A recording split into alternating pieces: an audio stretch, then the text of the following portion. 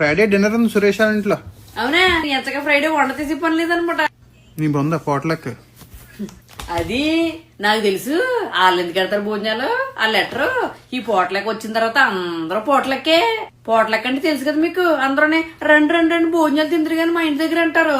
ఆ లెటరు వాళ్ళు పిలిచిన వాళ్ళందరూ రకరకాల వంటలన్నీ వండుకుని వెళ్తే వాళ్ళ ఇంట్లో కూర్చొని తినేస్తారనమాట. అదే పోట్లక్. మళ్ళీ నా వంటల్లో కూడా నీకు ఇష్టం వచ్చినట్టు అట్టుపోతే కుదరదు. దానికి వాట్సాప్ గ్రూప్ పెడతారనమాట. అందులో అందరూ జాయిన్ అవుతారు. మనం కొంత లేట్ గా జాయిన్ అయ్యామనుకో మనకు వచ్చిన 4 రకాల వంటలు 4 పెట్టేస్తారనమాట. ఇంకా మనకి ఏం వండాలో అర్థం కాదు.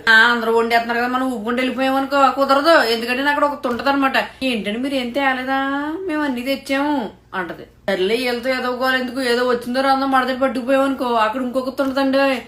ఏదో వండుతుంది కానీ అసలు తినలేమే బాబు దీని వంటలో అని చెప్తుంది ఒకటి. ఇదేదో పెద్ద వారేవా చెప్పలాగా. ఇలాంటివి చాలా ఉంటాయండి బాబు. మీకేమనిపిస్తుందో కూడా కామెంట్ చేయండి. అండి ఈ సండే మన ఇంట్లోనే కదా తిన్నారు. నేను వంటలేను బాబు వాళ్ళందరికీ వంటలు పోట్లకి అని